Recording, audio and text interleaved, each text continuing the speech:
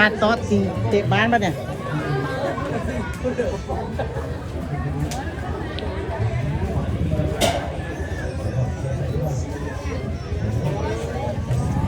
ไรสมาไก่โผดไม่เนี่ย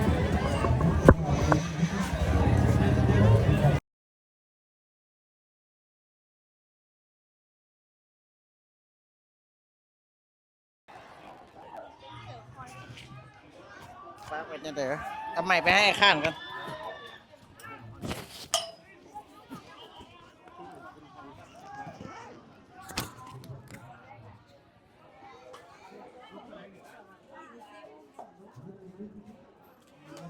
แป๊บนึงเด้อเอาใหม่ไปให้อันโคตรสกกัน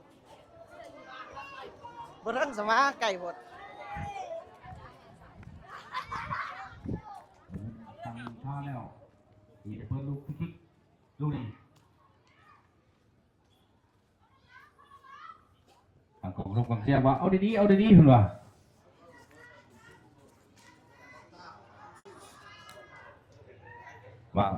เหมือนกันต่างท่าละดิดเพิ่นว่าเอาแห้งๆก่อนเพิ่นว่าดิโครงสร้างเอาคันได้แก้วมาควงไว้แต่ทั้งโครงสร้างมีหวยเหลี่ยมได้เพิ่นว่ามาดึงขึ้นมาดูที่มินตาพาบ้านขึ้นมาวันนี้มินตาไปในโบ2 ตัวนึงมินตาแวกมาแล้ว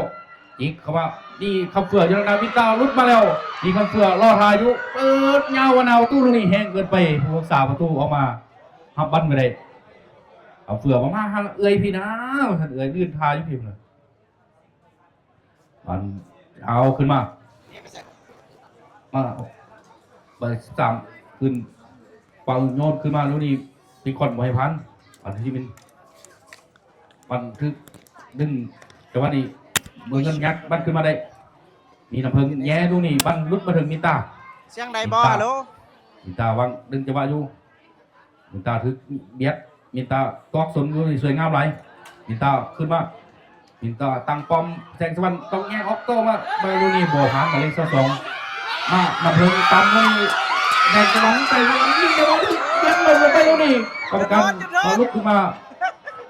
บันลมง่ายขึ้นไปมินตาแต่ว่าถือตัดบันไปก่อนแล้วไปบ้านของหงษาในโยนจากด้านข้างซุ่มกระซุ่มหงษาปุ๊บจังหวะนี้ว่าได้เสี่ยวกองหลังของมึงกันขึ้นมาอีกมินตาพาบันขึ้นมามินตาเปิดมานาวดูนี่หมายเลข22ควงเลยหมายเลข22ว่าผ่านยักษ์ผู้นี้คนว่าหมายเลข22ว่าทั้งหงษามีหอยเลี่ยมแต่ทั้งเมืองเงินกับมีนายย่างไหนคนว่ามาเปิดเงาเขาว่าอยู่ที่มินตาแต่ว่าหมายเลข11ของเมืองเงินบังอยู่บังหักเข้ามาอยู่ที่มันิวันในบ้านแล้วหมายเลข12มันิวันแต่พัดสลินระยะพัดสลินท็อปลูกนี้ออกหลังไปเตะแจ๊เป็นลูกตั้งเตะจากหน้าประตูของเมืองเงิน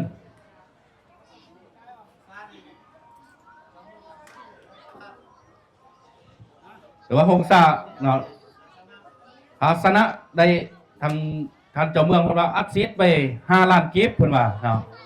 ทางท่านอนุรักษ์เพิ่นว่าให้ลูกละ200,000ให้ยิ่งได้เนาะเป็นบัตรตั้งเตะจากหน้าประตูของเมืองเงิน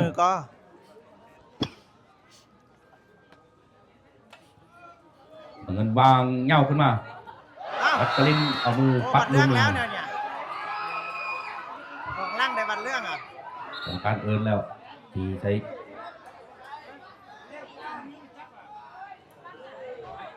ของการเอิญมานี้เอาไปเลยสันบัตสไลเดอร์มาเล่นพาหลานไปเลาะเด้อจะส่งแซ่เด้อเมื่อกี้ไพ่ก็ยักเบิ้งเตะบ้านนะคอมเมนต์มาด้วย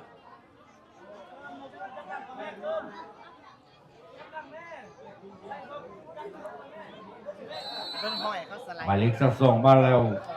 ตั้งกองนิ่งลูกนี่เมยคึบใดลูกนี่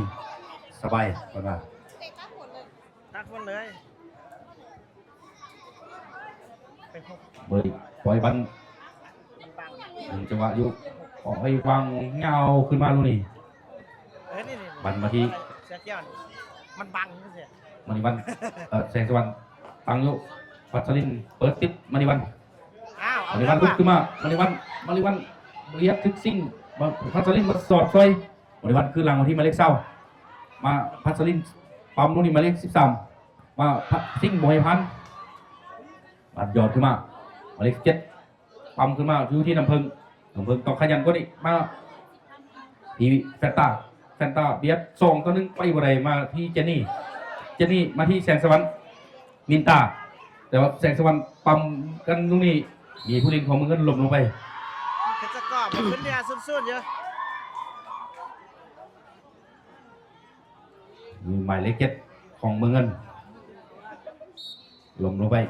ทองเล็ก เอาขึ้น ขอ ซะ แพทย์ประจำสนาม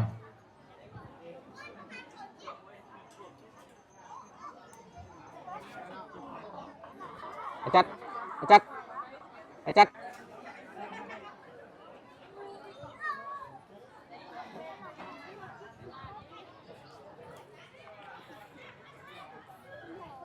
เมืองเงินได้ลูกตั้งเตะเงาขึ้นมาลูกนี่โบมีไฟ เบอร์เสือมึงนั่นก่อนโคตร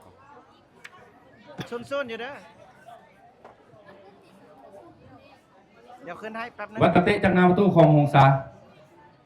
ถึงจะเปิดด้วยซิงเปิดมาลูกนี่หมายเลขเศร้าปั๊มเลยซิงอีกวันนึงพอดขึ้นมาลูกนี่วันลุดมาถึงหมายเลข7ปั๊มขึ้นมาหมายเลข2น้ำมันอยู่หมายเลข2เดินขึ้นมาเบิร์นขึ้นมาแต่เมืองเงินตัดได้มาที่หมายเลขเศร้าปั๊มขึ้นมาหน้าซิงตบขึ้นมาหมายเลขเศร้าอีกทีนึงมาที่มาริวันหมายเลข12เมืองเงินน้ำมันอยู่มาริวันเลี้ยวเรามีไฟมาซอยมาทางนี้เลยมาเบียดกันลูกนี้ลงไปซิงวางเงาขึ้นมาลูกนี้บอกนี่หมายเลข19ของเมืองเงินมาปั๊มกับแสงสวรรค์มาลูกนี้พัชรินมันลุดมาลูกนี้พัชรินต้องแก้ไขออกไปยอมเสียลูกตั้งเตะแจ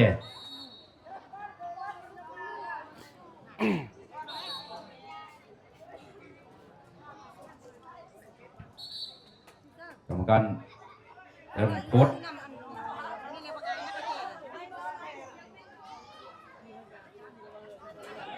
การจกถุงเสือลงยาได้นี่ของแทนนะที่นี่กันอันนี้คือแอคชั่นของโค้ดนะโค้ดโดนมาลูนี่มาริวันปั๊มกับแสงสวรรค์มาริวันไปได้แล้วไปดูว่าแต่โบไวมี3 ตัวนึง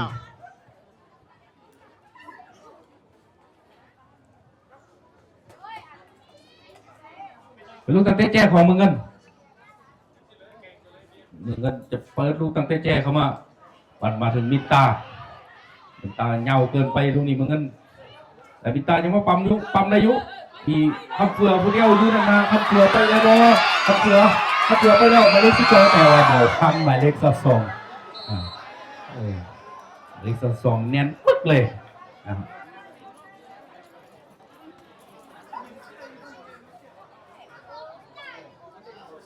หมายเลข22แก่ใครเอาค้างมาก่อนของสาได้โยนจากด้านข้างถึง7 นาทีโยนโดยเจนนี่ อ้าวตัวใหญ่ๆเลยปัญญาสกอร์น่ะ เจนนี่โยนมาจังหวะนี้มีคำเฟือแต่ว่าแห้งเกินไป ตั้งเตะ เฟือ จากประ นำบอล ตู เป็นวันตั้งเตะจากหนาประตูของเมืองเงิน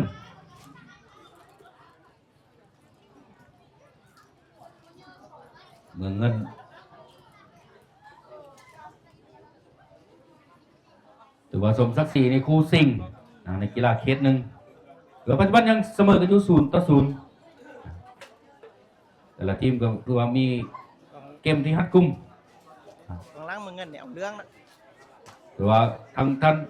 เจ้าเมืองหงสาเพิ่นอัดซีดแล้วถ้าชนะได้อัดซีดไป5 ล้านกีบนะ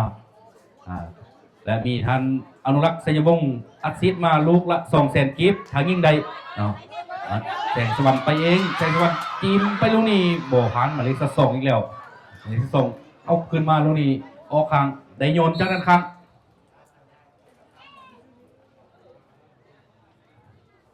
ตัว ไปแดนหลังของมึงก็แน่นปึ๊กเลยมาสลินโยนเจนี่โยนลูกนี่ถึงหมายเลข7กัดเอาไว้ เปื่อนหมดแล้วผู้เศร้าเปื่อนหมดแล้ว โยนเจนี่โยนอีกทีนึงถือปั๊มออกไปอีกครั้งนึงโดยหมายเลข1ปั๊มออกไปเจนี่จะโยนอีกครั้งนึงโยนจะมานี่ให้เขาเพื่อแต่ว่าออกไป โยนแต่พี่ไป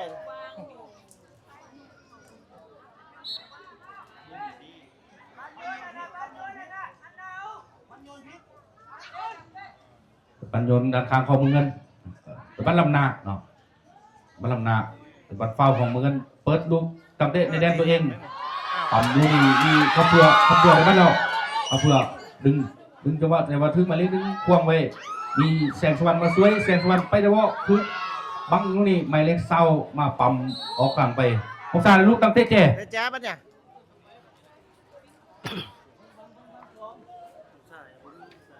สาวบอกไหนชื่อหรอ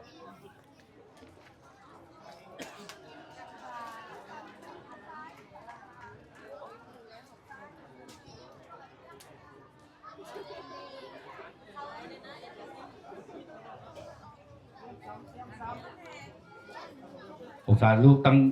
เตะเจเดือดนาทีเปิดลูกตั้งเตะเจในโดยหมายเลข10นำเพิ่ง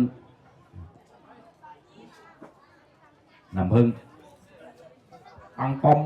โยนมาในลูกนี้กรรมการตีเป็นผู้โชคของสาบันติดมือของผู้ลินวงเงิน ซาได้จุดโทษว่ะ มันติดแขน ลึกมือ ติดมือ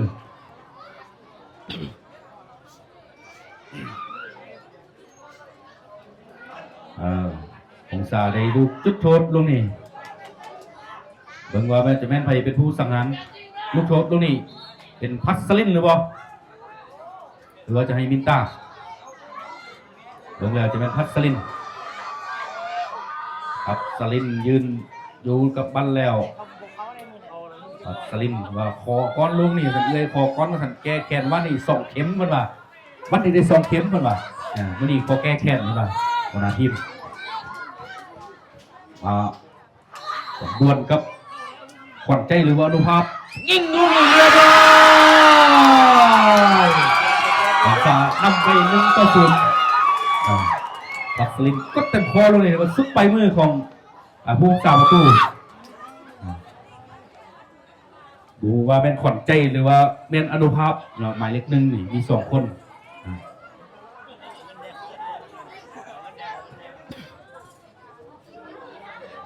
ของสารน้ำขึ้นก่อน1-0อยู่ในครึ่งเวลาทำยิด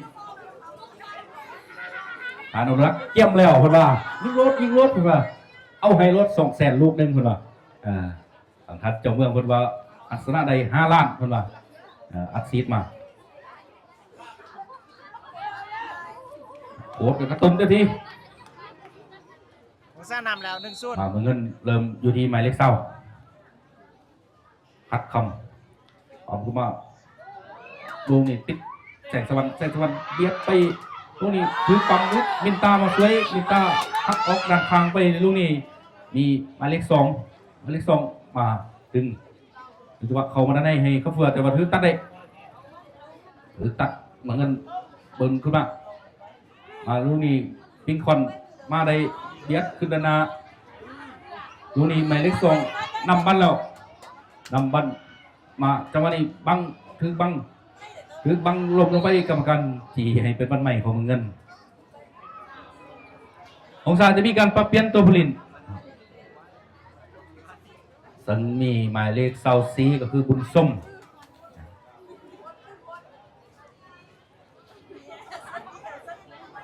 บุญส้มนี่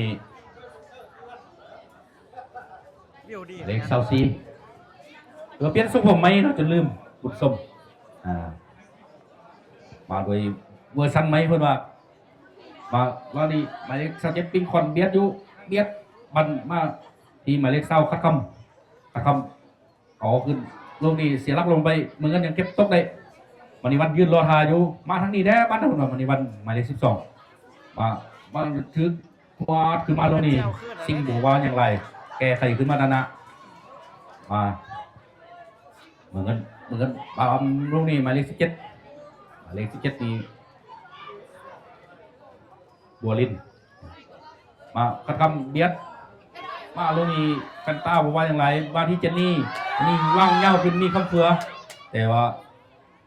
แลนไปบ่ได้มีการเปลี่ยนตัวผู้เล่นเนาะ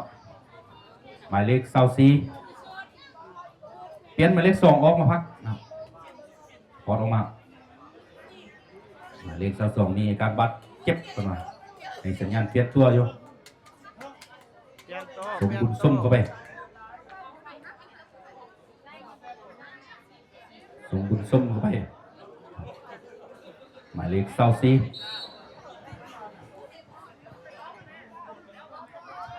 องศาได้ลูกตั้งเตะเป็นบันใหม่ ได้ฟรีคิกอ่ะ ซึ่งจะเฮ็ดหน้าที่เปิดลูกตั้งเตะลูกนี้โดยมินตาหมายเลข8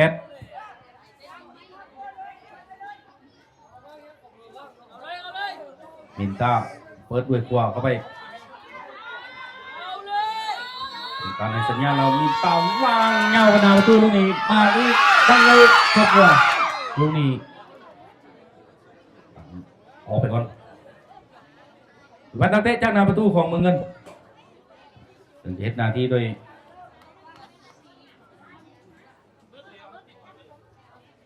หมายเลข22ลูน่า2มาลูกนี้ข้าวบวกอยู่พิงคอนมาลูกนี้พัชรินแก้ไขไปที่พิงคอนยาวขึ้นมาพัชรินปั๊มขึ้นอีกมาลูกนี้บอลลินคัดคำนำอยู่เจนี่ว่างเงาขึ้นนาลูกนี้มาที่ เราดีแหละ ขวัญใจหรือว่าโกล่าเนาะขวัญใจหรืออนุภาพเมื่อเล็กนึงอยู่ด้านหลัง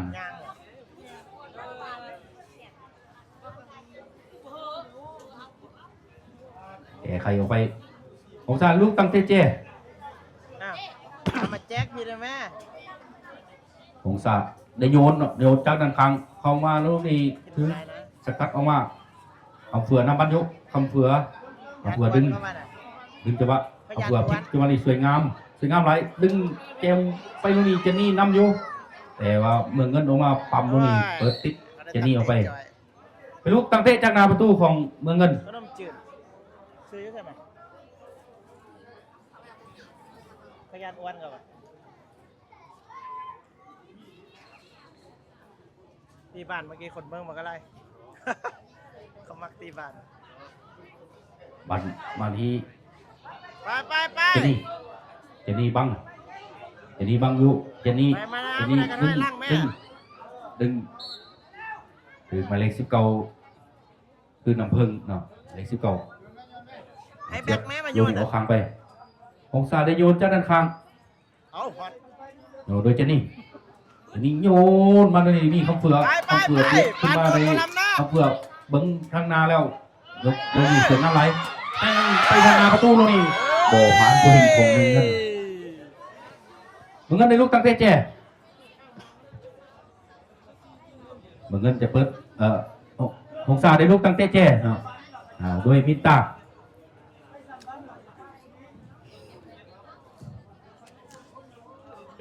ซูมได้ซูมอีกแล้ว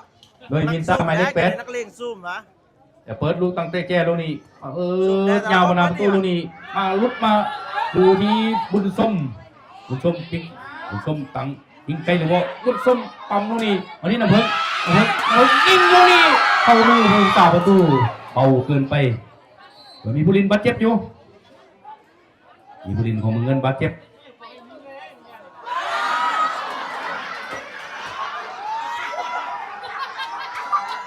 แพ้จะเข้าไปก็ถือว่า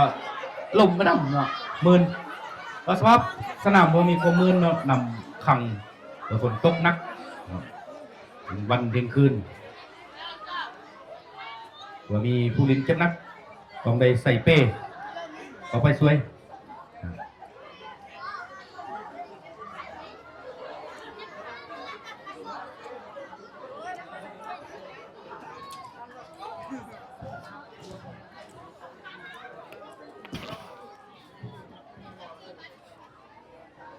มาหามขึ้นเป้แล้ว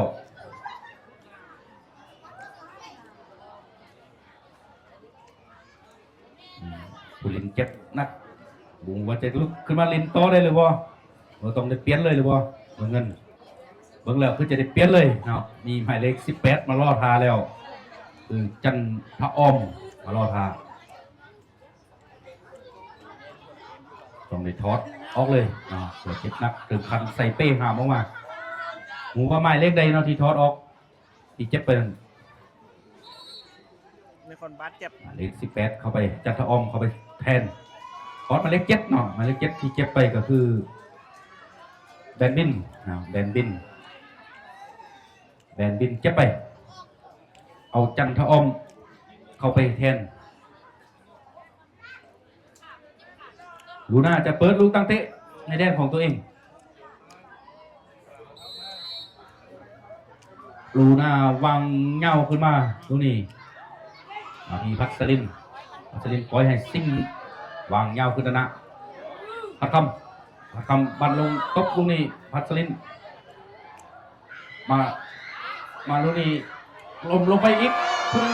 เหมือนกันแต่ยูวีเจนี่กรรมการในสัญญาณทดเวลาบาดเจ็บ2 นาทีบอลินไปเองกรรมการยังบอกให้สัญญาณนึงบอลินยิงคอนหัวขึ้นมีบุรินบาดเจ็บลงเองลูกนี้จันทอ้อมหรือบอลเนาะลงไปหมายเลข18แมนแท้เนาะเป็นจันทอ้อมต่อไปลมลูกนี้ถูกไหมนี่การบาดเจ็บที่บ้านคุณแล้วเช่น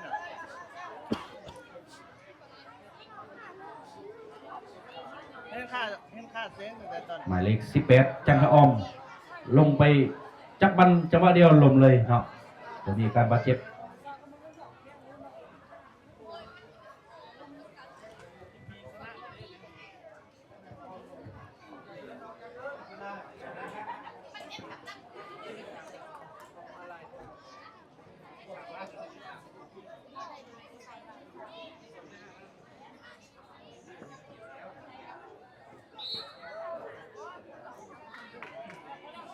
ลุกขึ้นมาได้เนาะจันทอ้อม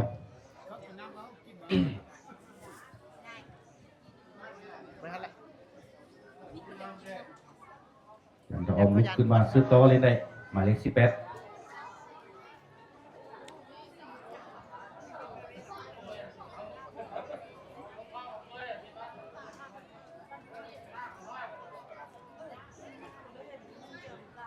เป็นบันขึ้นหลังเนาะขึ้นให้หงซามีปิงคอนเปิดขึ้นนาลงนี่มีบุญส้มเห็นบุญส้มไปแล้วไปลงนี่บุญส้มสปีดไปเองบุญส้มลงนี่ของการในสัญญาณมัดเวลาการแข่งขันกำลังไปสว่าให้บ้านลงนี่ครึ่งเวลาทับิดหงซานำอยู่1-0เราพักเบรก10 นาทีแหลกแหกม่านหงซานำ1-0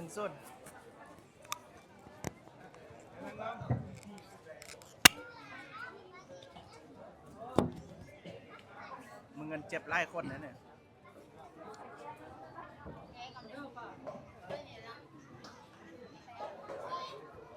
ใช่ไหม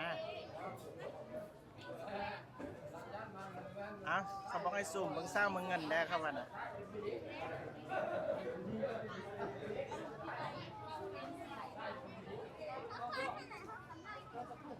เนี่ยเบอร์18นี่นะเห็นอันค่าเสียงในตอนตีบ้านยังเอาลงอยู่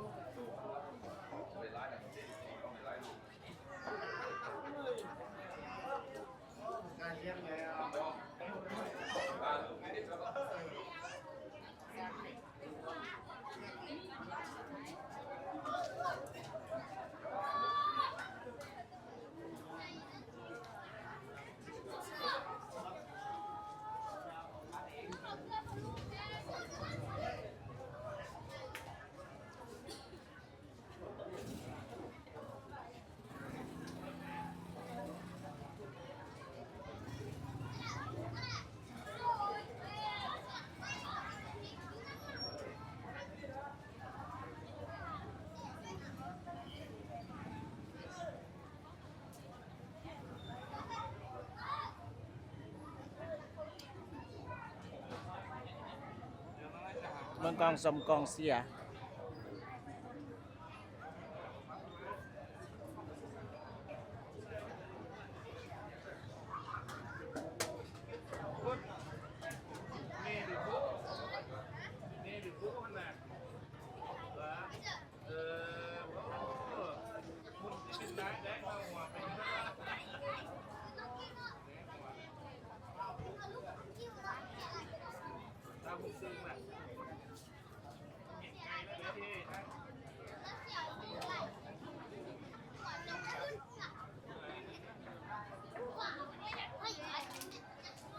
มึงดูห้องซ่าเด้อ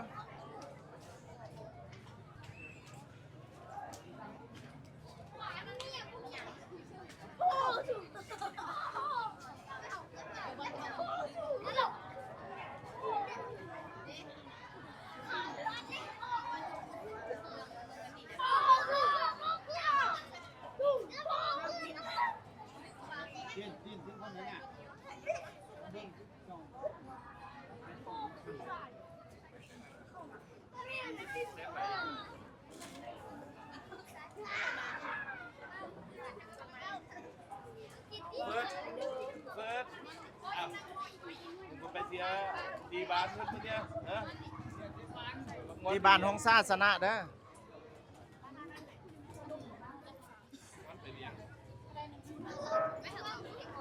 ไปเดี๋ยววันที่23เดือน5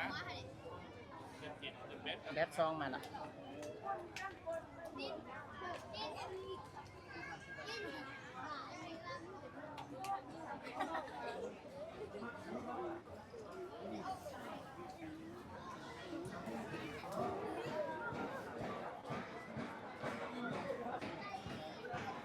แม่เหรอ กูไม่ได้ตอนบานนั่นหรอกเดี๋ยวนี้เนาะนั่นแล้วอ่ะส่งคืนกับบ่ได้ เรียนนั่งพี่นั่งพี่แม่คุณแดดซองสว่างเรียนนั่งอยู่พี่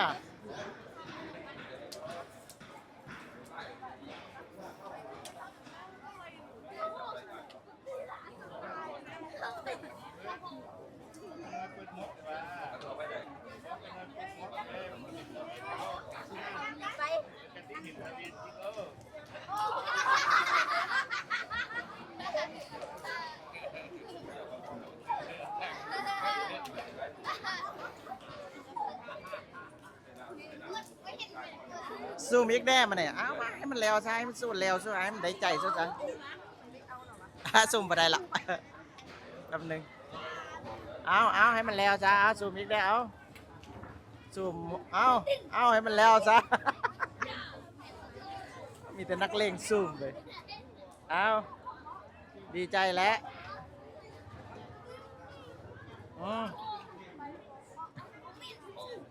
ซูมเงินได้ละเมื่อย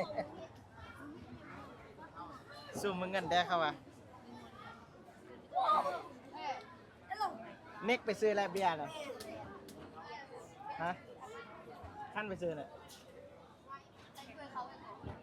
เมื่อวานไปยังบ่ไปฮะโฮโง่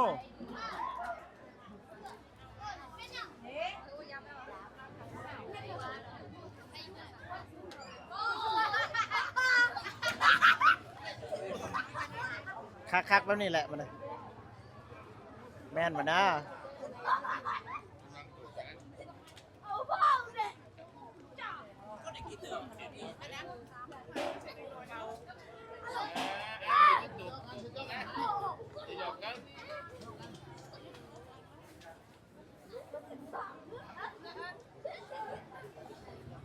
เบิ่งดูเขาเว้ายังกันหั่นน่ะอีกะเหมาะขนาดมันนะลืมมาจะใส่หัวเนี่ย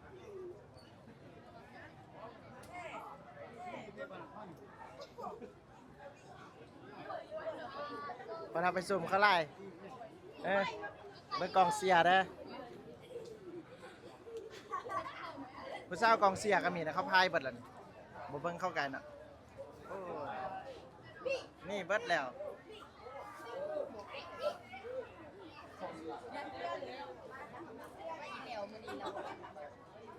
มืออีกไหนผู้ชายสิ่งไหนมือน่ะต้องสร้างมือเงินตอนเช้า บ่มันนี่เตะตามล็อกเลยเพราะว่ามื้อตอนเช้าต้องสร้างมันเงินเตะตอนผู้ชายนะ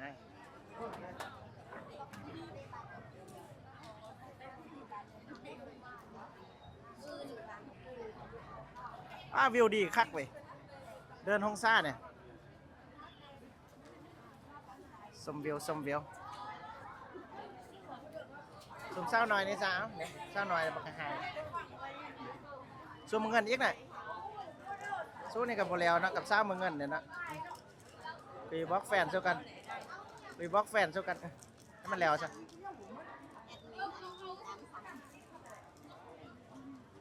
เอาเบียร์มาเอาเบียร์มาพอดีเหมาะอะไรเนี่ยซ้ำนี่เนี่ย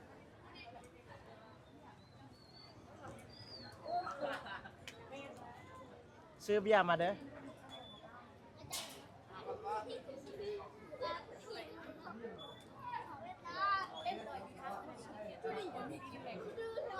M100ป่ะเมื่อวานนี้มันยังเหลืออยู่เด้ยังซ่องอันเดียวอยู่ไหนมีอีกอันนึงเด้ไอจับออกมามีอันนึงมันเห็นอันมันยกออกจากรถอันเดียวมือเศร้านี่ตีมันว่ามีอันเดียว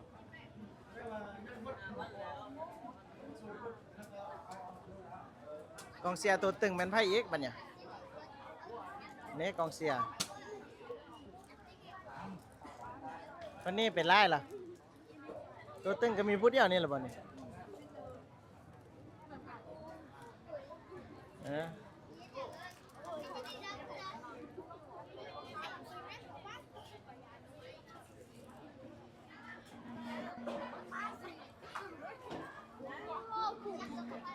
มาละไปสุ่มเขาไล่ใครปรับไม่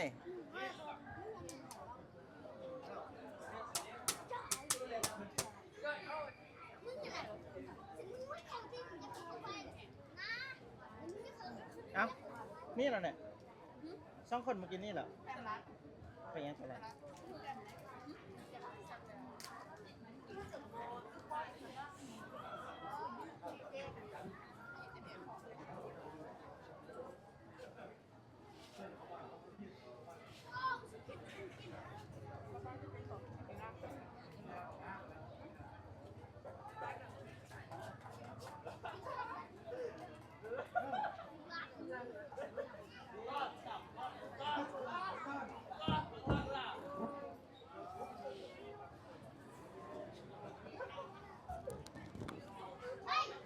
สูมห้องซ่าเนี่ยห้องซ่าอยู่ไกลพุ่นเอาสูมซะ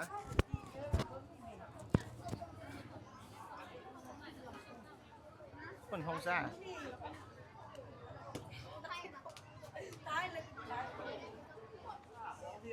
เซวาน่ามันยังกันอยู่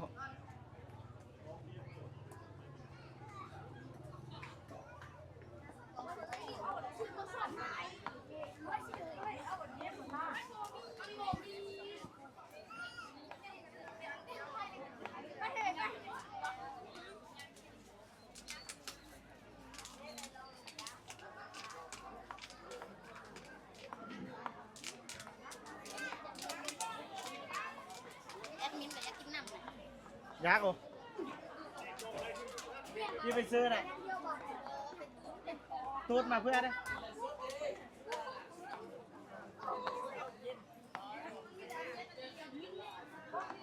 จานเตะซาจานคำเนี่ย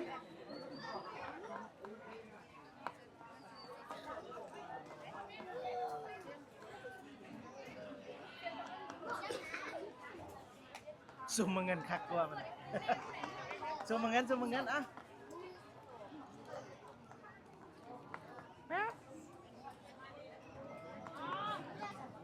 เอา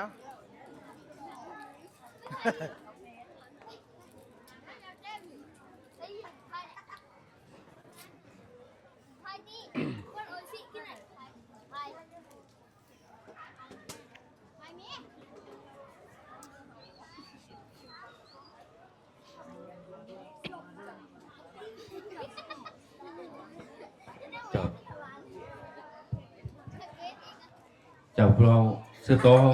รับชมกันแข่งขันกีฬาบานเตะยิงนักซิงชนะเลิศมีในครึ่งเวลาที่2 เป็นการพบกันระหว่างเมืองหงสาเจ้าภาพพบกับเมืองเงินในกีฬาเขต1 5 เมืองเหนือที่หงสาครับเกียรติเป็นเจ้าภาพในคราวนี้ในการสั่งขบวนการหอบดานตอนรับกองสุนใหญ่ขององค์คณะพรรคแขวงสิงห์บุรีเป็นการคัดเลือกนักกีฬาถึงมอมแข่งขันอยู่ที่แต่นักเลงซุ่มเลย การแข่งขันกีฬานักกีฬาทั่วประเทศดูที่นครหลวงเวียงจันทร์ครั้งที่12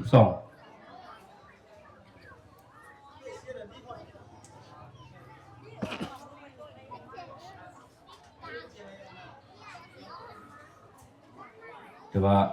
ปัจจุบันกรรมการทั้ง3 ท่านลงประจำตำแหน่งอยู่กลางสนามแล้วรอท่านักกีฬาทั้ง2 ทีมมีโค้ชกำลังอธิบายมึงเงินเขาแดนฮอน แท็กติก ขนาดหมด เกมการเล่นอยู่ในครึ่งเวลาที่2มึงว่าบางเงินก็จะมีการปรับเปลี่ยนตำแหน่งตัวผู้เล่นอะไรบางเกมอะไรก็ตีเสมอได้ไว้แต่ทางหงสาก็จะปรับเกมอะไรเพื่อป้องกันแล้วก็ตีประตูขึ้นนำให้ได้ไว้อีกครั้งหนึ่ง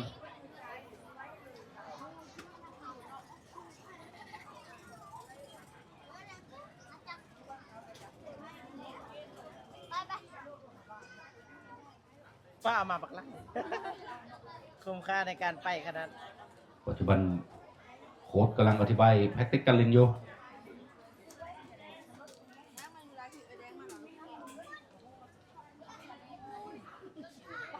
ครับเจอปลาเนี่ยปลาแดงเนี่ย ว่าปลาเนี่ย ปัจจุบันรวมพลังกันแล้วนะครับหงสาสู้กันว่า ผมทราบเป็นยั ครั ง บ ยัง เพื่อนก็กำลังรวมพลังกันอยู่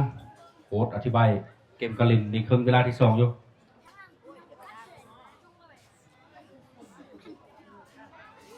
หงสาก็คือว่ารักษาตำแหน่งเดิมเนาะยังบ่ทันมีการปรับเปลี่ยนตัวผู้เล่นมีแต่ทอดหมายเลข2ออกในครึ่งเวลาทำอิฐเท่านั้นตัวนี้ตำแหน่งเก่า ง่ายเอาตีนมาแง่ท่งขนมเหรอ แล้วก็แม่ นำ ก็ โดย กิน พั มา ส อย่าง ลิน แซ่บดีเนาะ มินตาคำเฟือซิงนะเจนนี่อิงขวัญแฟนต้านำเพิ่งบุญส้มเด็กสาวสี มึงเงินพร้อม นา แล้ มีแสง ว สวรรค์มีคำเฟือมีมินตา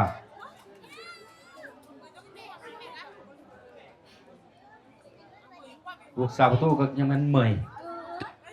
กองหลังก็มีซิงพัสลินมาต่อ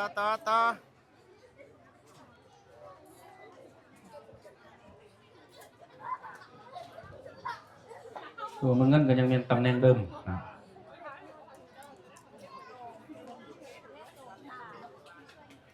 มันเงินก็นำโดยคัดคำนะ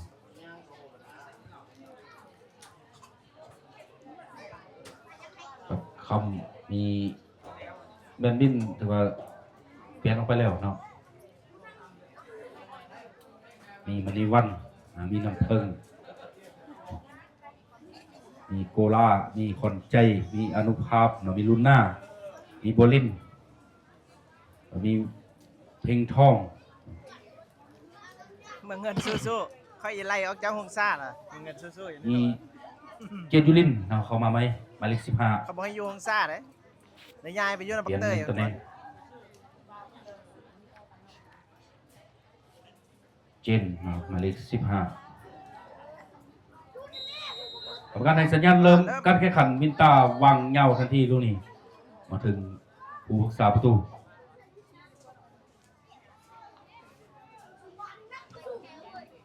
มาลูกนี้มินตาบอยพันเถอะมาโดน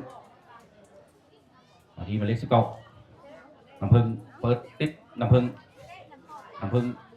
มาที่น้ำพึ่งของหงสาน้ำพึ่งหงสาเบอร์10แทงขึ้นด้วยโบลินให้ลูน่าแก้ไขขึ้นมาบันดูทีพัสลินแต่ว่า อ้าว หมายเลข15เจนยูลินมาลงมาไหมพิงคอนออมมายุพิงคอนเจนยูลินไปได้เจนยูลินหมายเลข15ว่างลูกนี้ออกหลังไปเป็นลูกตั้งเตะจากหน้าประตูของหงสา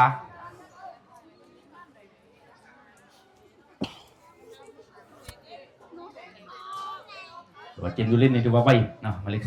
15มีความคล่องตัวสูงกำลังสด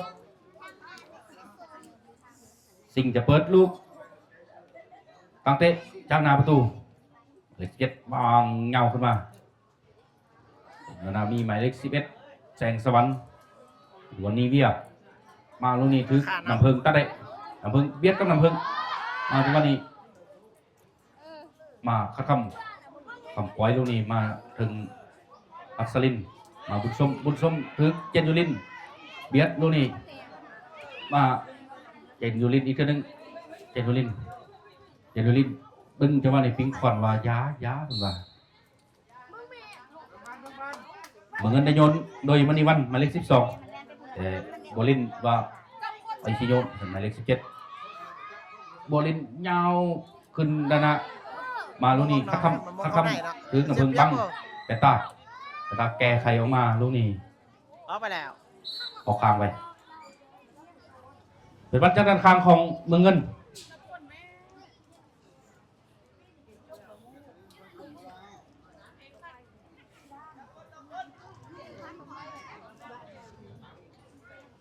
บัวลิ้นจะโยนจันทร์คางโยนแห้งเข้ามาด้านในมันจะมองเข้าในแม่มองบ้าน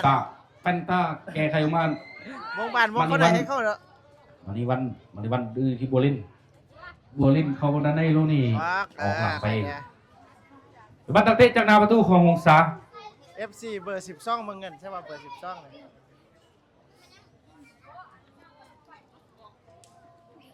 อ๋อนี่เหรอมาดีมาในวันมาที่มาในวันอีกครั้งนึงมาในวันบังถือเบอร์12หายบุญส้มเบียดบุญส้มตกโดยสายขึ้นมาแต่โบลินบอกให้ผ่านเพื่ออายุ FC เบอร์15นี่ดีกว่านะเล็กครับดึงเจนยูรินตรงนี้เป็นบันโยนจากทางของหงสาโดยปิ้งคอนโยนขึ้นมาลูกนี้มาในวันบอกให้ไปนี่เบอร์12เสียข้าวก่อนบันโยนของซ้ายเท่านึงของซ้ายโยนขึ้นจะให้เขาเฟือลูกนี้บุญส้มปั๊มถึงน้ำพึ่งมาลูกนี้เป็นตาวันออกเป็นวันโยนของเมืองเงินจะโยนโดยน้ำพึ่งหมายเลข19โบลินจะโยนเองโบลินโยนจะให้น้ำพึ่งแต่ว่าน้ำพึ่งยังดึงบันมาได้เบียดลงไปลูกนี้แต่ว่าเบียดกับบุญส้ม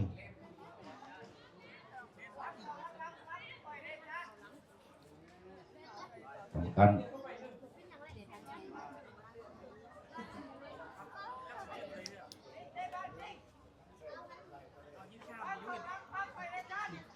เป็นบ้านใหม่ของหงสาเนาะ17 นาทีเปิดโดยซิ่งเป็นบ้านของเมืองเงินการมาเป็นบ้านของเมืองเงินเปิดโดยบอลิน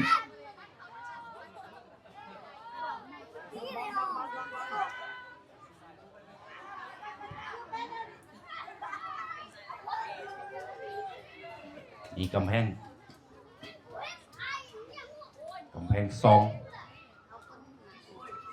เดี๋ยวได้ขัดได้แก้วได้เฮาหน่อยนะใส่แดนเฮาหน่อยว่า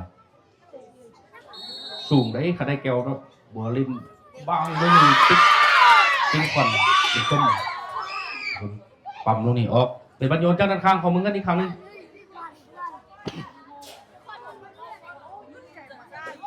บัวลินโยนมาที่มณีวัน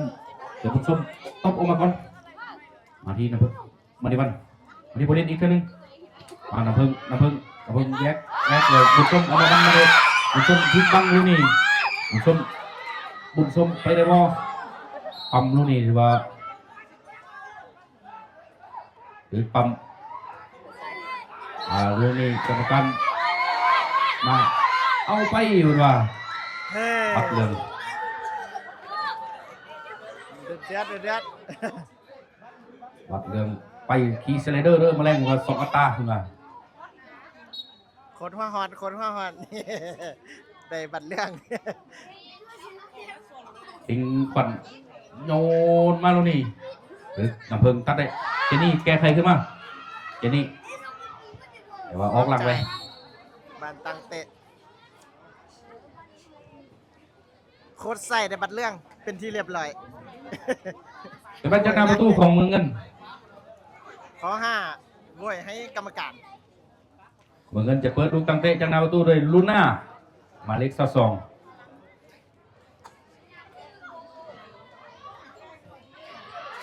ยาวมาที่บริษคือบุญชมตัดได้มาที่น้ำเพิง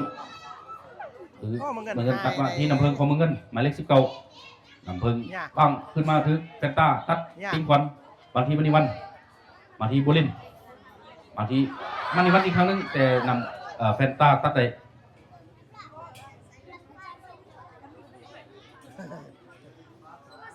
เป็นบอลโยนจากด้านข้างของเมืองเงินโยนโดยบัวลิน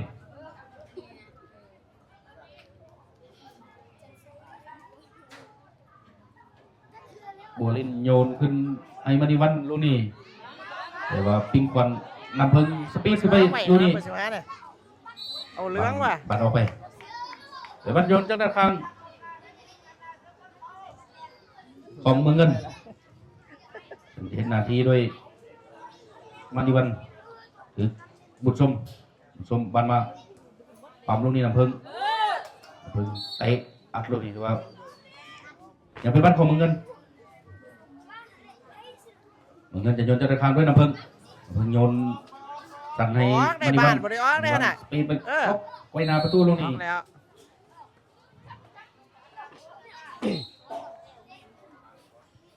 เป็นบ้านตั้งเตะจากหน้าประตูของหงสา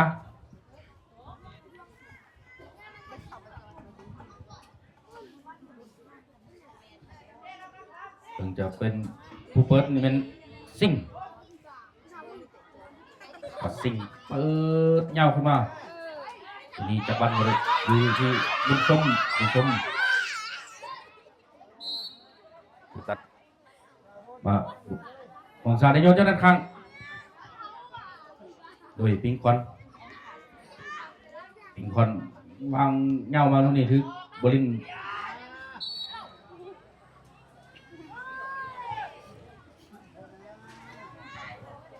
เป็นวันโยนจากด้านข้างของเมืองเงินเย็นนาทีโยนด้วยบัวลิน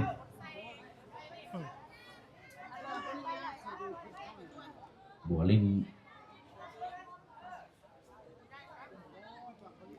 ยนแห้งลูกนี่ผู้ชมของตามมาบัวลินตบเขาด้านในลูกนี่วีคักคำไปแล้วมึงเงินไปแล้วแต่ว่าลำเพิงบังไว้ลูกนี่แกใครขึ้นมานี่แสงสวรรค์เบียดกับมาเลเซียเบียดกับหนูที่ดามาลูกนี่ทางบุญชมลุกไปแล้วบุญชมข้างหน้านี่จันต้ามีโนนิต้ามาลูกนี่คือเมืองเงินตัดขึ้นมาได้สิ่งแกขึ้นมาขัดคำนี่ขัดคำนี่มาลูกนี่แสงสวรรค์ปั๊มขึ้นมาลูกนี่บ่อพันมาเลข11ของโนทิดามาเลข1ตบขึ้นมาแล้วนะ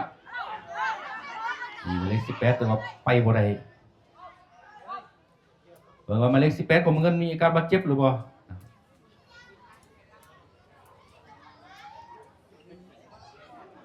เมืองเงินจะมีการเปลี่ยนตัวผู้เล่น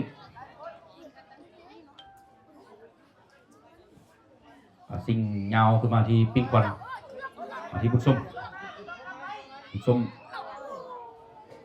เอาคุณคือทีมเอาคางไปแต่บรรโยนจากด้านข้างของหงสาเดี๋ยวเมืองเงินจะมีเปลี่ยนตัวผู้เล่นนะอีกคนโยนบุญชมหัวตั้มลูนี่โยนผิดกติกาเอาหมายเลข18ออกมาพักเดี๋ยวมีการบาดเจ็บจากจันทอองส่งหมายเลข18อีกผู้หนึ่งแสงอ่อนหรือว่ามันจันทออมบ่ที่จะเขาหรือว่าแสงอ่อนบ่มี2หมายเลขเนาะเลข18เบียร์ต้องทราบเบอร์18น่ะยังเจ็บข้าแต่ตอนตีบ้านเศร้านี่หมดแล้วเอาลงมาหงสาก็จะมีการเปลี่ยนตัวผลิตมีหมายเลข7ยืนโลธาถอดบุญส้มออกส่งตะลิ่งเข้าไปส้มหมายเลข24ออกมาพักเอาตะลิ่งเข้าไปเสริมตะลิ่งเข้ามาปั๊มลูกนี้มาปิ้งควันมาที่หมายเลข11 มือที่ได้ปั๊มรุดมาที่ออฟเฟอร์แสงสวรรค์มาดูนี่จังหวะนี้แสงสวรรค์ปั๊มดูนี่ตาลิงแต่เหมือนเงินปั๊มขึ้นมาอยู่ที่น้ำพึ่งคัดคำวันนี้วันพลิกจังหวะนี้บ่อพันสตามาเดียดสรุปกันมาปิ้งควันเปิดขึ้นนาลูกนี่บอลินบ่อพันตะลิงดึงลูกนี่อัดออกไปหงสาได้โยนเจ้าด้านข้าง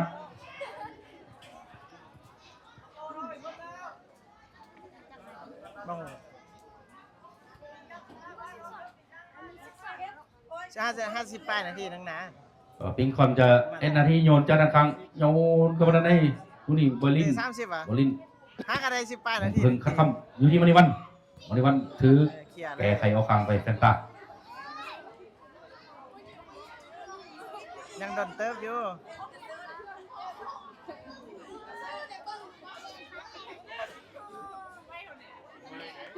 โบลินจะโยนเจ้าด้านข้าง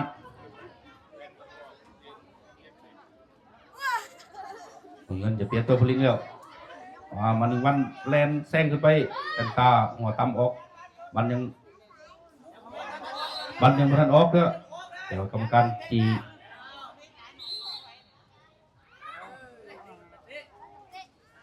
ออกไปก่อนแล้วเป็นบัตรเตะตั้งเตะจากหน้าประตูของหงสาเมื่อเงินจะเปลี่ยนตัวบรินี้แล้วส่งหมายเลข8เข้าไปคำปั้นสิ่งเปิดเงาขึ้นมาอยู่ที่พัชรินหักกวันในตรงนี้มีมณีวันดึงจังหวะมณีวันไปดูบอลมณีวันพาบันไปดูนี่ถือปั๊มลมลงไปบันยังบกเฝ้าคัดคำมาสวยคัดคำถือขวางดึงขวางลูกนี่จะนี่บัดไปที่น้ำพึ่งมาเองน้ำพึ่งแต่เอามาทำกลางลูกนี่บอลินเตะขึ้นแล้วนะมาอยู่ที่ตะลิงหักเขาในที่น้ำพึ่งเดินขึ้นมาที่ครอบครัวนี่ลินตาเตะว่าลูน่าบอลไปเจนี่บอลินเบิ้ลขึ้นแล้วนะพัชรินพักอกแฟนตาแล้วขึ้นเตะที่ไหนหัวขึ้นมานี่มันมาที่แสงสวรรค์แล้วเพิ่งย่างเงาขึ้นให้มินตาแลนลูน่าบังเดี๋ยวมินตายังจะมันหักขึ้นมาที่กันเชือดีในจำนวนนะ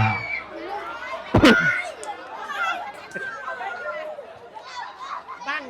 เอาเพื่อมารับไปเลยมาแต่วันนี้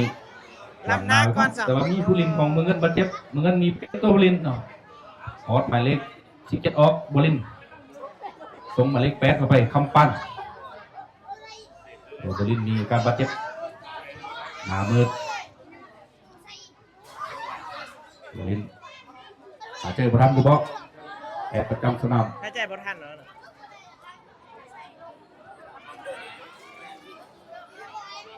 มาเมืองเงินบุกขึ้นมาหมายเลข15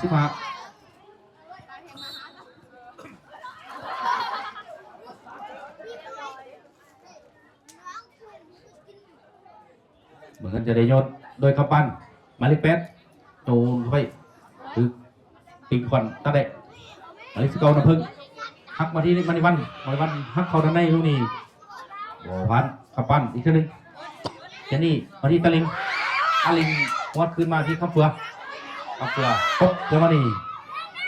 คำเฟือไปเองลูกนี้ถือเสียบ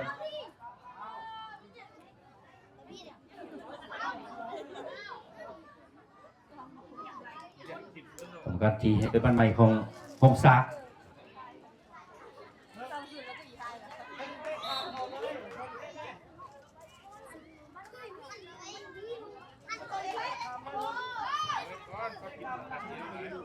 การมาถอยลงได้นึง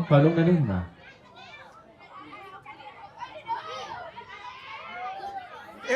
มันเบิ่งจะเป็นผู้เปิดลูกตั้งเตะส่งมาสร้างคอมเมนต์มาแล้วลำเพิ่งหมายเลข10นี่ก็มาจากสโมสรเพื่อนแคค FC เปิดมาลูกนี้มินตาลุกแล้วมินตา มินตามีตะลิงยิงลูกนี้ว่าเขามือผู้สาวประตูว่าเบาเกินไปผู้สาวประตูของเมืองเงินนี่ใหญ่สูงสูงเงาเขาดีอับลูกนี้แสงสวรรค์ครับขึ้นมาอีกแล้วแสงสวรรค์นี่คัดคำเบียดอยู่แสงสวรรค์ใส่ความสามารถเฉพาะตัวเบียดขึ้นมาฆ่าพวกอยู่ปัจจุบันมานี่เมืองเงินช่วยกันปั๊มขึ้นแต่แสงสวรรค์ออกไปที่มินตาแต่แห้งเกินไปสกัดออกไปเนาะของซายังได้บั้นโยนจากด้านข้างถึงลำเพิงจะเป็นผู้โยนมาให้แสงสวรรค์เตะอัดคำนี่กุลินของเมืองเงินมาเดี๋ยวมาตั้งเตะจากหน้าประตูของเมืองเงิน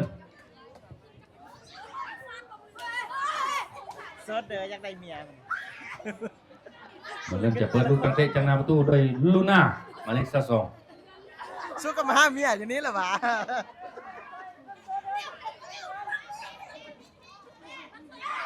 ลูน่าจะเปิดแห้งขึ้นมาเบอร์15ใน FC ไล่แท้เบอร์15เลยไปบัดอับซาลินมีนำเพิ่งสปีดขึ้นไปแล้วติดเบียดลูกนี้แกไปไม่ได้คือต่ำลงไป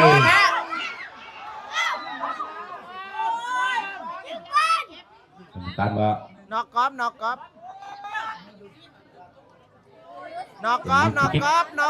มันเป็นนักฟรีคิกกันผู้ยิ่งดีกับเขาเลยล่ะ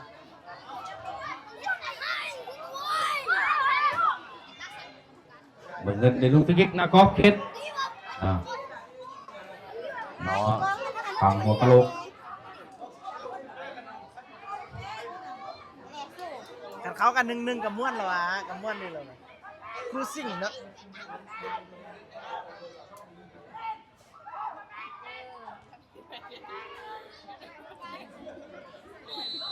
เมืองเงินตั้งกองยิงตรงนี้กระแทกแต่ไปมาเลยทำกันลงไปอย่างนี้กรรมการมาแล้วนี่เปตาเมืองเงินลงไปว่ายังเมืองเงินยังได้ฟรีคิกอยู่เมืองเงิน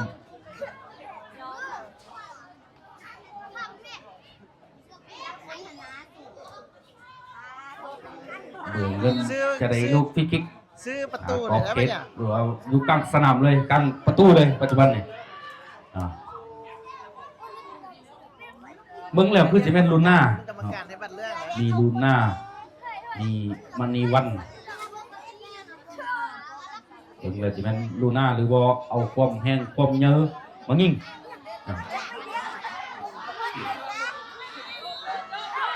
เนี่ยแมนมันลูน่ายิงลูกนี้ปัดลูกนี้เสียงใหญ่เลยปัดออกเลยเห็นในลูกตั้งเตะแจ่เมืองเงินยังได้ลูกตั้งเตะแจ่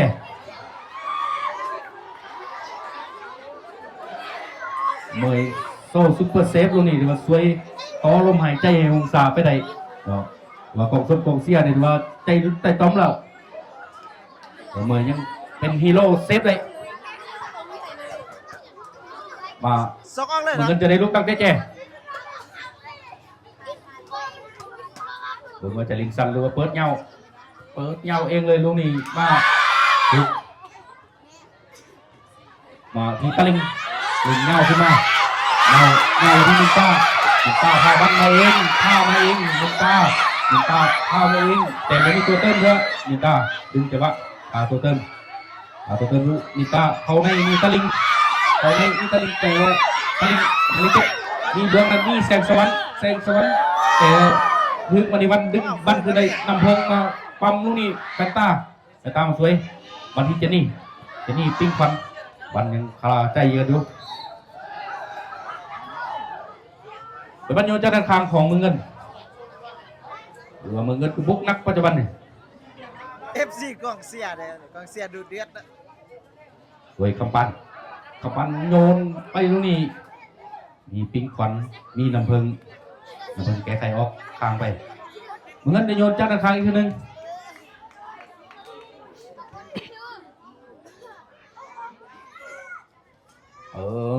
คือว่าถือเจนี่แก้ไขออกมา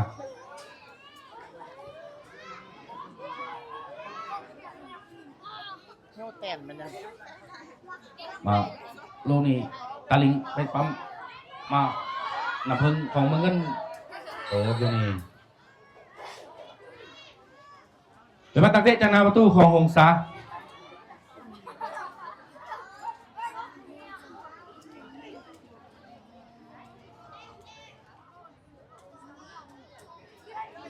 สิ่งจะเปิดลูกตักเตะจากหน้าประตูตั้งเราออกมาดันสายมือมาลูกนี่ขับปั๊มอยู่แต่อยู่ที่เจนี่หัวขึ้นมาด้านหน้ามาที่ตะลิงหัวขึ้นด้านหน้านี่มินตากระโดดถูกบอลผ่านกองหลังของเมืองเงินวัดแหงลูกนี่บันยังไม่ทันออกบันออกข้างไปเป็นบันโยนจากด้านข้างของหงสาของสมของเสียกระจายจดใจจ่อปัจจุบันนี่ดูนี่ขับปั้นพักเรื่องใดขับปั้นตบลงนี่แฟนตาอัดลงนี่ถือว่ากับการจี้ให้ไปบ้านของเมืองเงินที่เปิด12น่ะแม่นบ่แม่นว่าน่ะ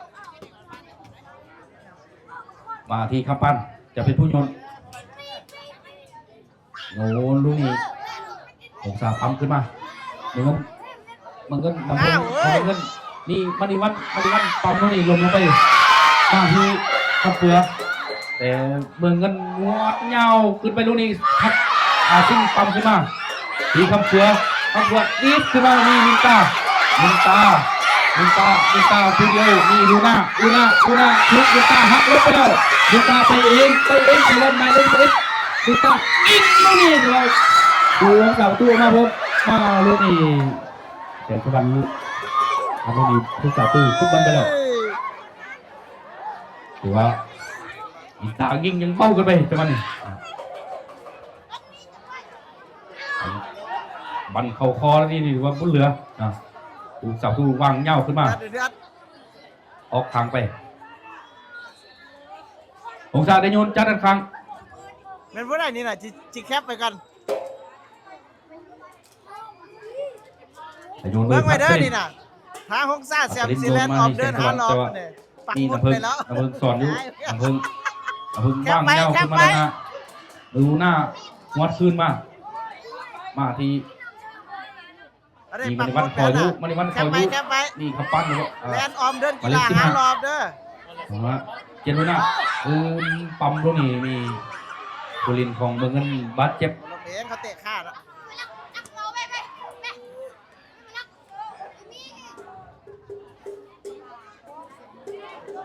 เจ็ดยูนินลงไปเป็นลูกฟิกเก็กของเมืองเงินกิจนภา4%เจ็ดนาทีเปิดโดยผู้ใดชื่อกิจนภา4%ลูน่าหมายเลข2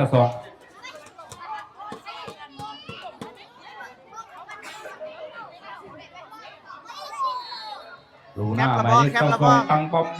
วางมะนาวประตูลูกนี่เบยเข้าไปแล้วตีเสมอเลยในไทยเกมครึ่งเวลาที่2เมืองกันขึ้นมาเสมอเลย1-1เมยออกมาจังหวะนี้สกัด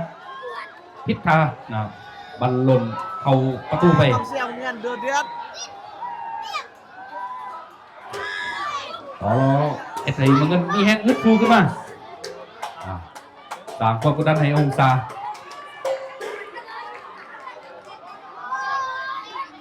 ลูกตั้งเตะนี่เป็นผลให้เมืองเงินผสมสัก4คู่ซิงชนะเลิศกลับมาเสมอกัน1-1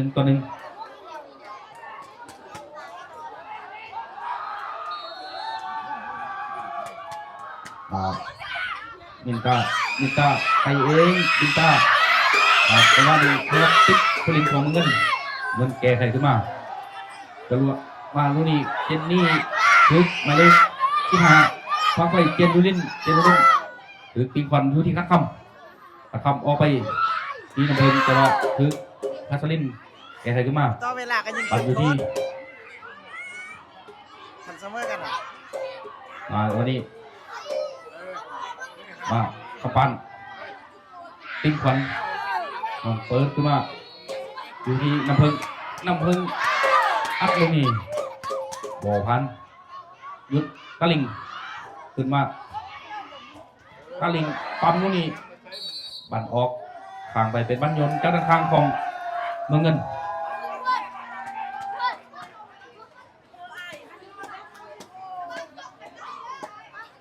เมืองเงินเขาได้ใจแล้วนะเนี่ยเขาตีเสมอได้แล้ว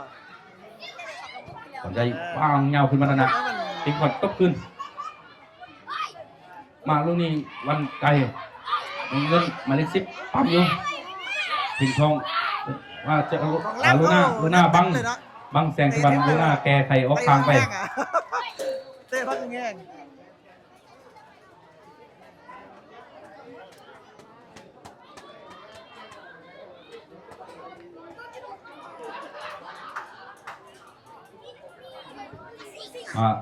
ลูกนี้โยนเข้ามาด้านในมาเงินแกไข่ออกทางไปอีกครั้งหนึ่ง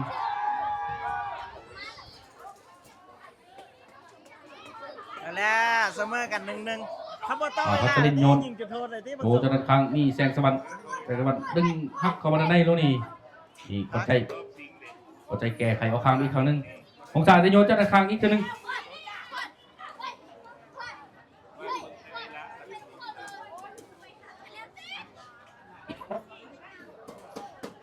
น่าจะยังประมาณ 4-5 นาทีเลยแหละโอ้ทำขึ้นมาโลนี่คาบวกอยู่ลงไปเวลาในเกมนะบันคาบวกกาเครื่องล่างมาไปของสารจะโยนจนครั้งอีกครั้งนึงขึ้นแต่เรือซ้ำเรือมันเงินบุกเอาแล้วคือว่าแล้วเขานำล่างนอนอะไรกันมียังอีเสียเลยเนาะเขาก็วัดเต็มที่โยนพัสลิกโยนมาลูกนี้การมายกตีน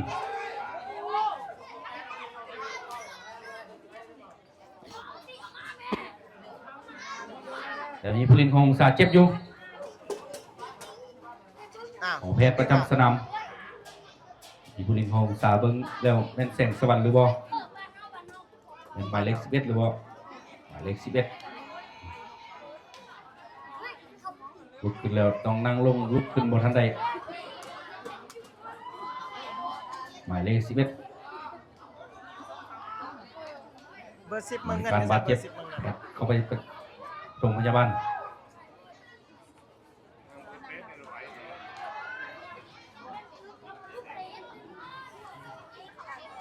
หรือว่าจะได้ต่อเวลาพิเศษหรือว่าจะยิงจุดโทษเลยนะ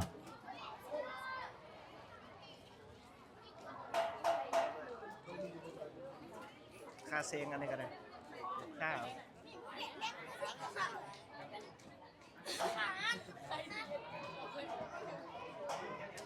หรือว่ายังปฐมพยาบาลแสงสวรรค์ลุกขึ้นมาหรือว่าซื้อต่อได้บ่ซื้อต่อมาได้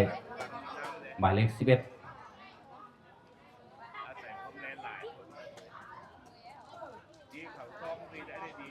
หรือบ้านยังเป็นบ้านของเมืองเงินเมืองเงินจะโยนโอ้คือว่าแสงสวรรค์ทำลูกนี้มีข้าวเฟือเปิดติดกันเองบันมาที่ลูน่ามีที่มณีวันถือเจนนี่ปั๊มบันมาที่ปิงคอนออกคางมาอยู่ที่ตะลิงจีมลูกนี้ลงไปบันถือดับพึ่งเข้ามาบันมาที่ปิงคอนเดี๋ยวเขาด้านในมีมณีวันเวียดกับคัดคำหัวเงาขึ้นมาขันหัวอาจารย์ออกเลยอาจารย์ออกเลยเป็นคนปั๊มขึ้นตรงนี้มาเอาขึ้นไปเจนนี่ออกไปที่แสงสวรรค์เอาไปที่ข้ามเผือถือเวียดข้ามคู่นี้กรรมการให้สัญญาณทดเวลาบาดเจ็บ2 นาทีของแพทย์ประจำสนาม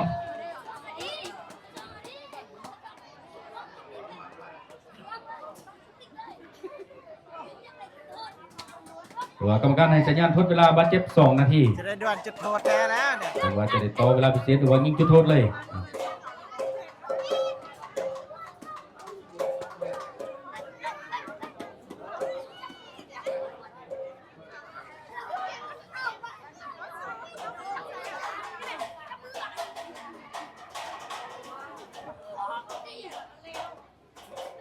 มาลุก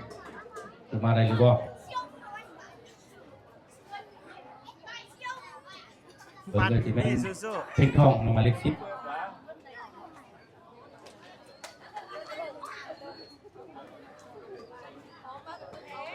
จานนี่เขาจนจีแล้วเลยยัง2 นาทีหนึ่ง เอามาไว้ ลุกขึ้นมาได้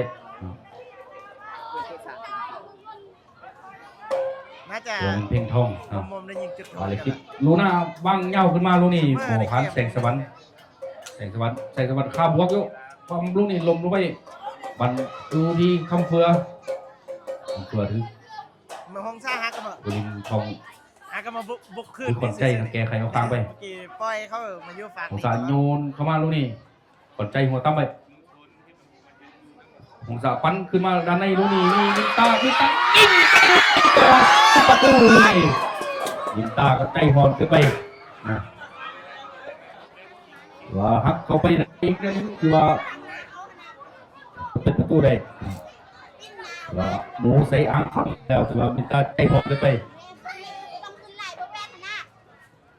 ยิงสับเต็มคอลูกนี่เดี๋ยวผมซื้อประตูมาที่แสงสว่างอีกครั้งกรรมการให้สัญญาณหมดเวลาการแข่งขันจบเกมไปเสมอกัน1-1บูว่าต่อเวลาหรือว่ายิงจุดโทษ หรือว่าจะให้เตะลูกโทษเลยหรือว่าต่อเวลาพิเศษ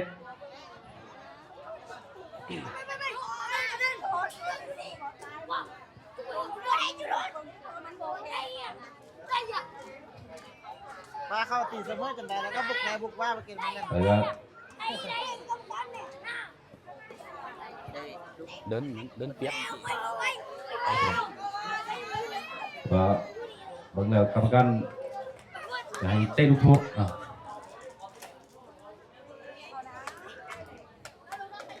มา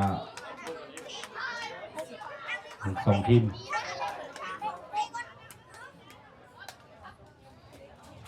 ตัวสมศักดิ์ศรีในคู่ซิ่ง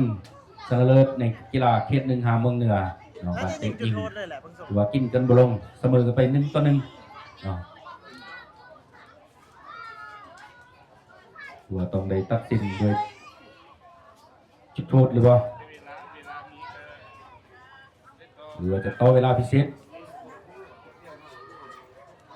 ชนะจังไหนเสมอกันเนี่ยนะเสมอกัน1-1เนี่ยนะ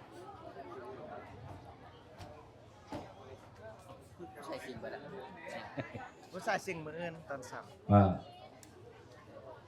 กรรมการขอรายชื่อแต่ละทีม เมืองเงินกับห้องซ่าผู้หญิงกับเมืองเงินกับห้องซ่า เราจะเป็นบทจุดโทษกัน มาแรกเอาดีๆเลย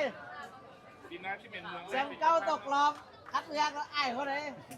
เวียน5 ควายเลย กรรมการเลือกผู้จะมายิงจุดโทษ ปีน้ำมีอีกว่า 1 เจนนี่2เป็น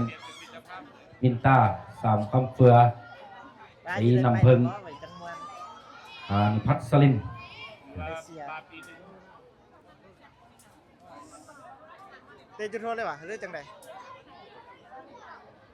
ทีม5 คน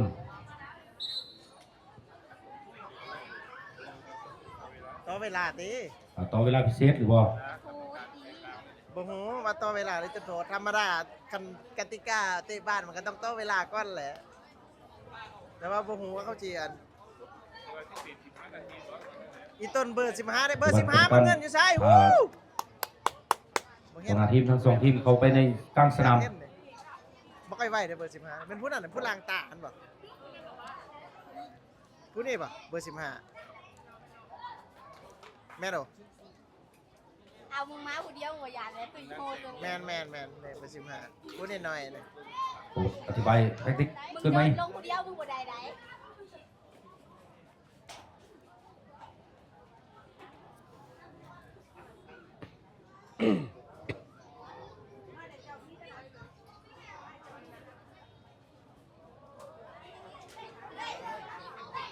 การไปเซ็กความพร้อมของ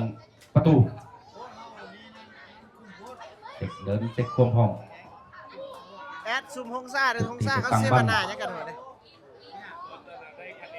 เบิ่งแล้วเงินจะเป็นผู้ป้องกันก่อนองศาจะได้ยิงก่อนกรรมการเอิ้นนักกีฬาแล้ว จุดโทษเหรอเขาเตะโกนได้ปะ ก็สิบริยายกองไปหม้อบอกว่าตรงนี้นี่ องศาจะเป็นผู้เปิดยิงลูกโทษลูกทำอิฐก่อน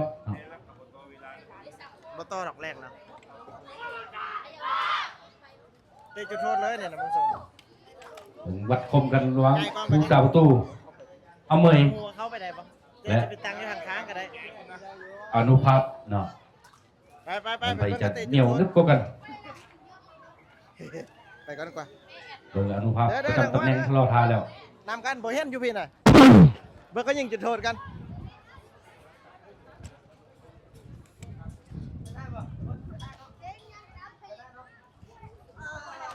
กรรมการเช็คความพร้อมความเป็นระเบียบทั้งหมดอยู่ที่ประตู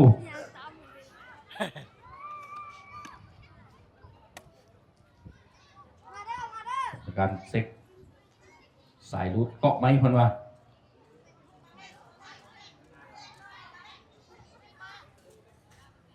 ติด กรร ข ม อบ กา ส ร นาม ว่า เลย เสือกองดีอาร์นะคุณว่าเอามันเต็มห้อยคุณว่ากรรมการบอกผู้จับประตูฟังมักลีดเดอร์คุณว่า ติดขอบสนามเลย เนาะจังหวะนี้เนาะ หรือว่าหงสาผู้ทุกอิฐจะเป็นไผจะเป็นมินต้าหรือเปล่า นั่นคุณเข้าเอาอีกคนเหรออย่าเข้าไปเดินออกมา มินต้าหมายเลข8เป็นผู้ทำอิฐ องศาเตะก่อน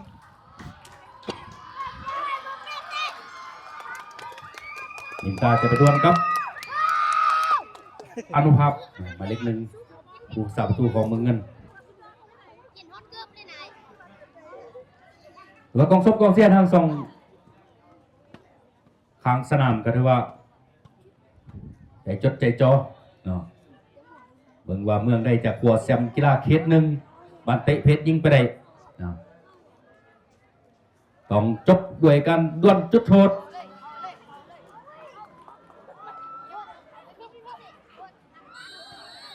เสียงมาวิยาวมินตายองยิงเรียบร้อยนะมินตารับจะไปเต็มคอแล้วนี่ถือว่าเอาไปนางเกือบขาดดูนี่คักบอเหรอต่อไปจะเป็นอเมยจะเฮ็ดหน้าที่เปิงมานี่แม่นมณีวันแม่นมณีวันเรือหมายเลข12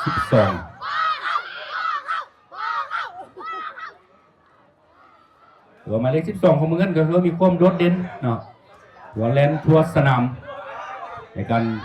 ครองบอลนำบอลช่วยทั้งเกมรับแล้วก็เกมบุกมณีวันหมายเลข12หรือว่าหูพังสูงเงาเข้าดีหมายเลข12ของเมืองเงินหัวแลนทั่วสนามเลยมือนี้มาทวนกับเอาเมย อย่าไปได้อย่าไป ดีวันว่าทุกคนว่าเอาทางใดดีคนละ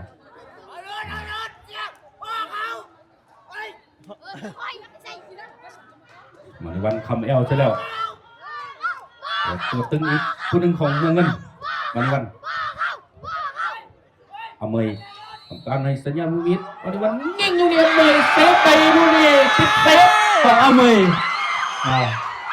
มาในวันยิ่งเบาเกินไปเมยยังบอลลงทาง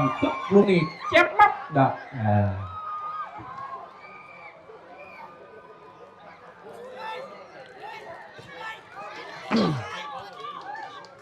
องศาคน ผู้ที่สองของวงศาก็คือคำเฟือ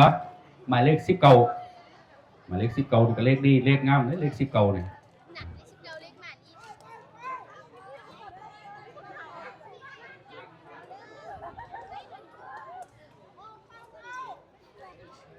ก 1 ส่วนแล้ว หมายเลข19คำเฟือกองหน้าของวงศาจะเป็นผู้สกัดจุดโทษเป็นผู้ที่2เอาเฟือยิงลูกนี้เป้ากันไปแต่ว่าเข้าไปแล้ว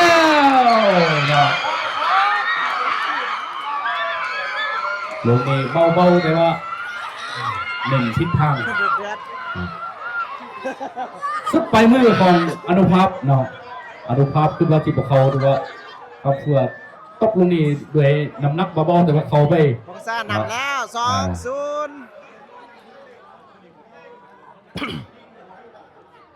ลูน่าหมายเลข22ถือว่าโดดเด่นหลายลูน่าก็ได้เนาะถือว่า เป็นผู้ยิงประตูตีเสมอก ด ร ดั ถ น เกมหลังนี่เนียนปึ๊กเลยลูน่าตัวหมายเลข22มีผลงานโดดเด่นพาลงยิงลูนี่บอลสู่ประตูรถไทยนี่มันตามหลังของนี่ผู้เล่นของ ค่อยไปอีกมันบ่เห็น องศาบาดเจ็บ ค่อยไปพ่น นะครับ อยากเห็นน่ะ ปั่น เอาได้ซ่องสู้แล้วบ่ยิงคนละซ่องลูกแล้ว มาเจนนี่อเล็กซ์สเปด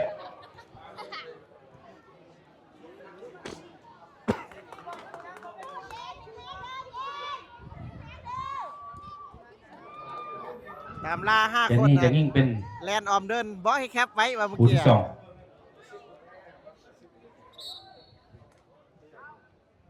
กับการให้เอานักกีฬาบาดเจ็บออกจากสนามก่อนคนว่าโรงพยาบาลอยู่ข้างสนาม ค่าปันบ่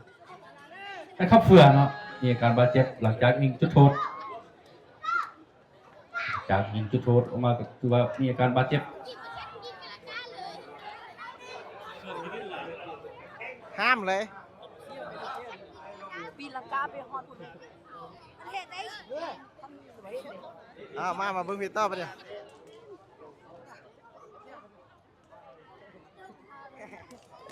ขาปั้นเนาะ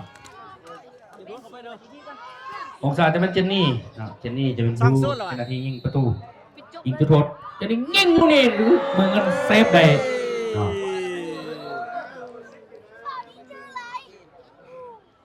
ติดเซฟของอนุภาพทีมพละไอทั้ง มึงเงิน เอามืออีกเท่านึง ค่าหารมาแล้วนี่ เมืองเงินขึ้นไปนี่จะเป็น หมายเลขนี่ครับเลขเนี่ย นี่เด้อผู้จิแลนออมเดินน่ะกันฮงซ่าได้แซมน่ะนี่ปักหมดไปเลยผู้นี้แหละ 22ที 11หมายเลข11ของเมืองเงินยิงลูกนี่เข้าไปเรียบร้อยอ่ะ เอาแล้วนำมาแล้ว1ซ่องแล้ว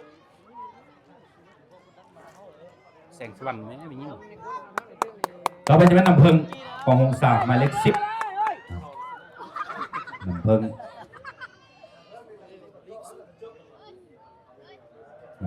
หมายเลข10จะไปดวลกับอนุภาพ อย่ามาเตะข้ากังตังกองไอ้นะเตะแล้วล้มเลยนะ น้ำเพิงยิงลูกนี่ก็คือประตู ปัญญาชั่วใครเถอะไม่อยากเขาตีเสมอเถอะ มาเสมอกันแล้วปัจจุบันนี่ แต่มันเขาเตะเอาผ่านช่องคนเลยเนาะผ่านช่องคนพอกันแล้วถ้า ห เขาเตะ งสายังนำอยู่1-1 เอางานยับแล้วมึงเอ้ยอย่าไปได้อย่าไปได้มันกองเสมอแล้วโอ้เตะทอกันเลย เมืองเงิน ร้อยแห้งๆดู อยู่ที่น้ำเพิงของเมืองเงินแล้วน้ำเพิงก็ถือว่าโดดเด่นเนาะหมายเลข19ของเมืองเงินวันแลนทั่วสนามหมายเลข19ยิงลูกนี่เรียบร้อย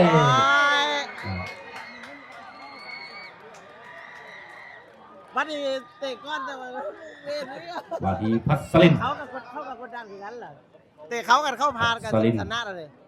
บุญคง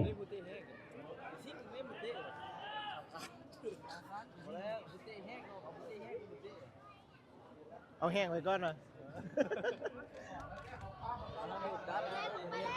เสมอกันเด้อตอนนี้นะซ่องขาดซ่องคนเตะไป4 คนแล้วคนสุดท้าย ความเฟื่อ เสมอกันกับต่ออีก มีการบาดเจ็บอยู่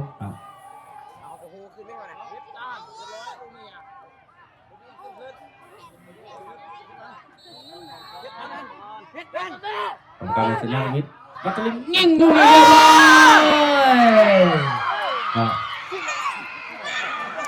เรียบร้อยคัตเตอร์ดีใจ FC ข้างสนาม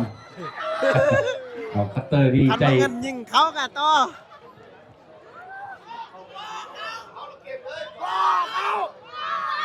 เมืองเงินส่งขึ้นมา ว่ากันสมมติว่ายิงนี่เขากันเสม บ้า อกันคือ ลูกนี่ จะยิงต่อ ผู้ใด หมาย มา เลข15 จังนี้ผู้ใดมาคือจบเลยนะ เจนยูริน เขารู้ดีนะอ้าวลุงกันบอกส่งเกี่ยวมั้ยเรียกทางรถบัส มันก็หงังยิงไม่เข้าไปเลยเรียบร้อยผมสามารถเอาชนะโควิดไปได้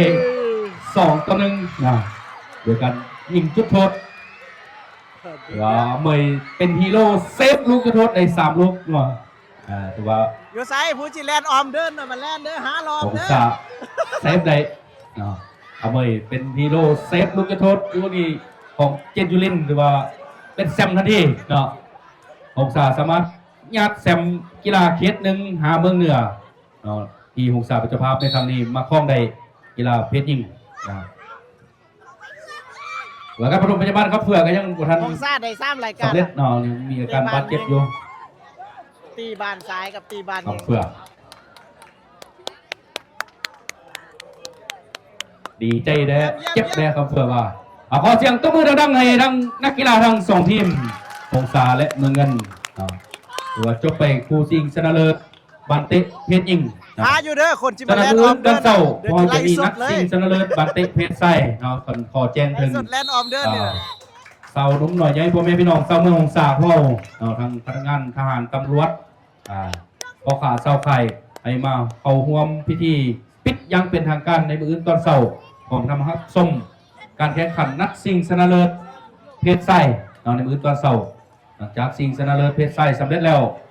เราจะเข้าสู่พิธีมอบของขวัญรางวัลและปิดพิธียังเป็นทางการ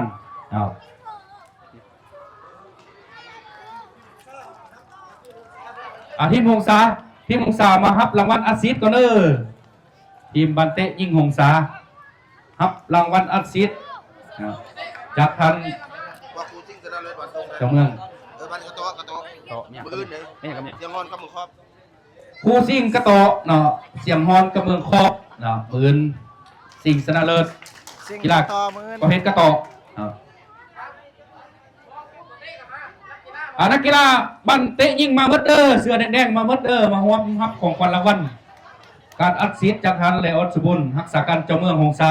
เนาะเพิ่นอัดซีด5 ล้านกิฟต์เนาะให้นักกีฬาเพชรยิงแล้วก็ท่านอนุรักษ์เสยวงศ์อัดซีดอีก4 ลูกเพิ่นว่า800,000กิฟต์เนาะลูกละ200,000เพิ่นว่า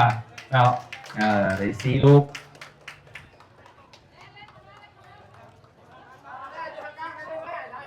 ยับเข้าเพิ่นนะ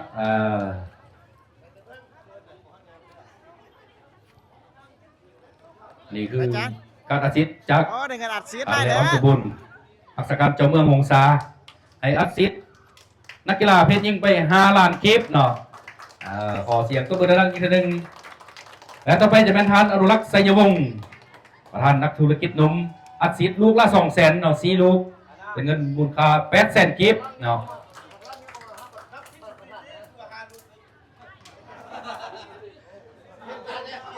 ท่านอนุรักษ์มอพิเศษอีกอัดซีดลูกละ200,000เนาะ4 ลูกคนให้800,000กิฟต์เนาะ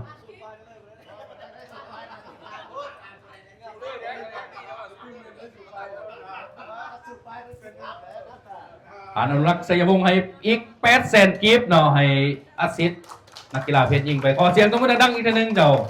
ขอแสดงความขอบใจยังสูงนำทุกท่านที่ให้การอัดซีดในครั้งนี้เนาะขอให้ท่านจงมีสุขภาพเข้มแข็งเอาหันมันยืนมีความสุขในชีวิตส่วนตัวและครอบครัวก้าวหน้าในหน้าที่การงานยิ่งใหญ่ของท่านขึ้นไปเรื่อยๆและก้าวหน้าในธุรกิจของท่านเฮงๆรวยๆตลอดปีและตลอดไปเนาะรวมทั้งในหน้าที่ของข้าพเจ้าก็ถือว่าจบเพียงเท่านี้เนาะขอแสดงความขอบใจพบกันไหมในมื้ออื่นตอนเช้าเนาะ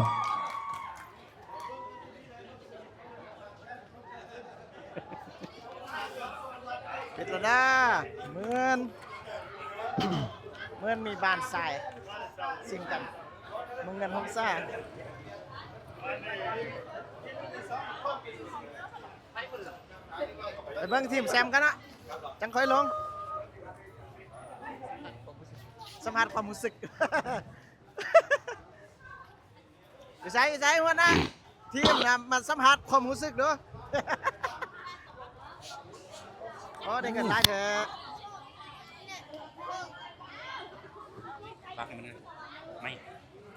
แซมมิกแล้วนะ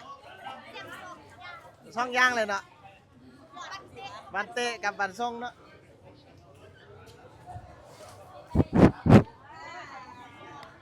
แจกขนมอีกมื้อนพุ่นน่ะสู่ขั้นน่ะไอ้เฮาลงแล้วเด้อ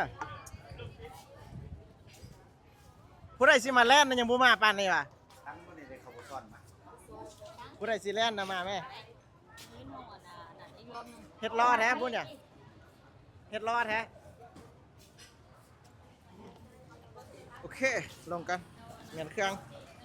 มื้ออื่น